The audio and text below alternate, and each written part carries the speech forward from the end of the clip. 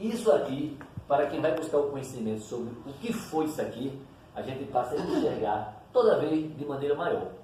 Eu acabei de ler um livro, até trazendo ali a ele, que é o livro Pernambuco em Chamas, que narra um pouco do pré-golpe, as preocupações. Aí fala de uma viagem de Celso Furtado em audiência na Casa Branca, fala da Aliança para o Progresso, fala do ápice da Guerra Fria, que provocou uma série de outras coisas, e por incrível que pareça, Galileia, durante muito tempo, passou a ser um assunto em cima da mesa dos candidatos, dos então candidatos à presidência dos Estados Unidos. 4 dias antes da eleição dos Estados Unidos, em um discurso no Wall Street, o presidente Kennedy fala em Galileia. Fala do Nordeste do Brasil e fala de Galileia, sobre um dos pontos de mais preocupação dos líderes ocidentais da América Latina, sobre a dificuldade da população, da pobreza, né? Então isso a gente começa a entender que Galileia cita a expressão Galileu em alguns momentos. Então isso aqui tem uma importância, está dizendo aqui a seus histórias que eu cheguei. O grande desafio daqui é formar algumas pessoas aqui em história, em sociologia, antropologia, que consiga absorver isso aqui e tenha isso como pressentimento, como tem o seu Zico de Galileia. Porque, com todo respeito, se não houver uma continuidade dessa história, a história disso aqui pode sucumbir. E esse espaço, o que aconteceu aqui, sob o ponto de vista do planeta, da Guerra Fria, isso é muito importante. Tudo que aconteceu aqui tem um pouco de ficção, tem um pouco, muito de sentimento de parte a parte, mas os fatos aconteceram, né? Essa releitura precisa ser feita e dar a esse local, a esse ambiente, a tudo que aconteceu aqui, a importância, a dimensão que merece. A dimensão que merece, sob o ponto de vista de um conflito de uma região com uma visão mundial. O que é que Galileia representava no pós-Segunda Guerra, no ápice da Guerra Fria?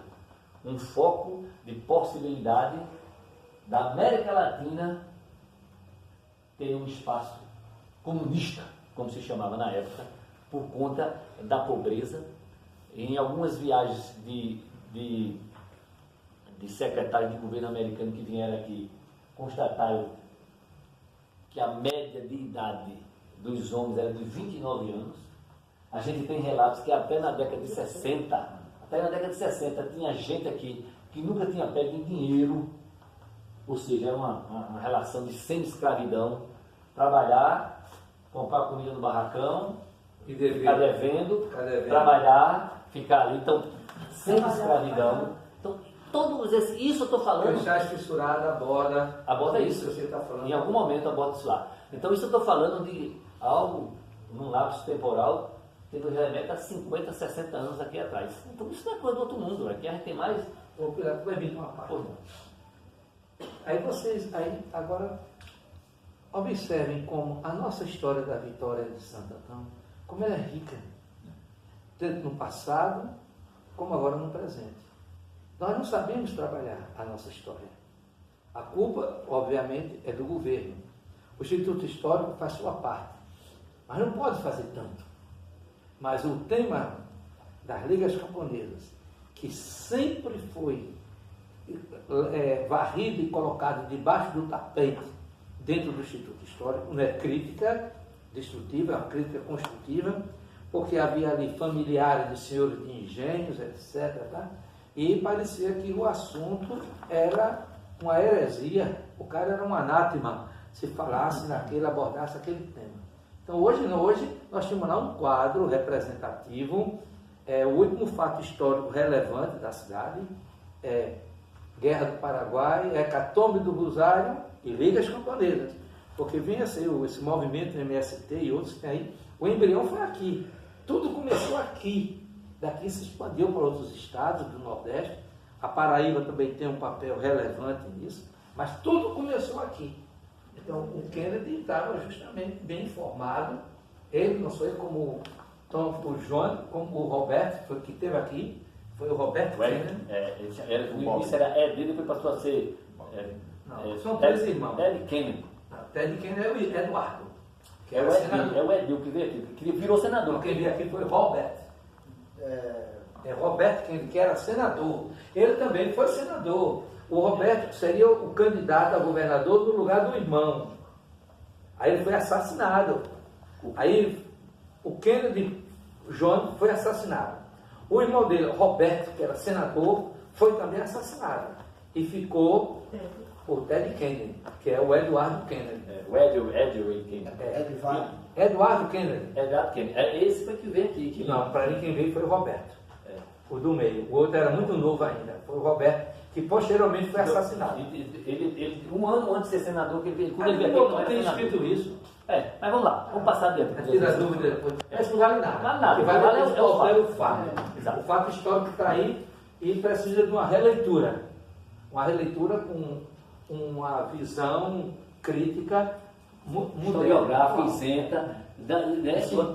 O que é lamentável é que existe a testemunha disso, que vem grupos de Fortaleza, Salvador, das capitais principais aqui do Nordeste, visitar esse reduto.